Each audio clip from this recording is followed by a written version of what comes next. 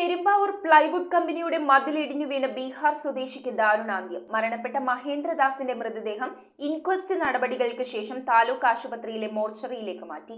Allapra കുറ്റിപ്പാടത്തെ Travancore വീനിയേഴ്സ് and plywoods എന്ന കമ്പനിയിൽ മതിലിന് സമീപം ജോലി ചെയ്തുകൊണ്ടിരുന്നപ്പോൾ മതിൽ തകർന്നു വീണാണ് ഇതര സംസ്ഥാനക്കാരനായ ബീഹാർ സ്വദേശി മഹേന്ദ്രദാസ് മരണമടഞ്ഞത്. രാവിലെ 8:30ഓടെയായിരുന്നു സംഭവം.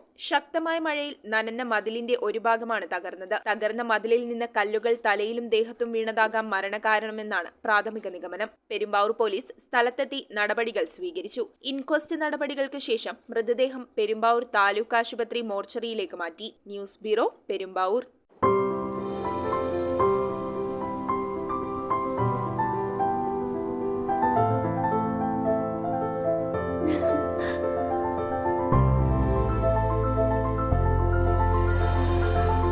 കളങ്കമില്ലാത്ത സൗഹൃദം പോലെ കലർപ്പില്ലാത്ത വിശ്വാസം.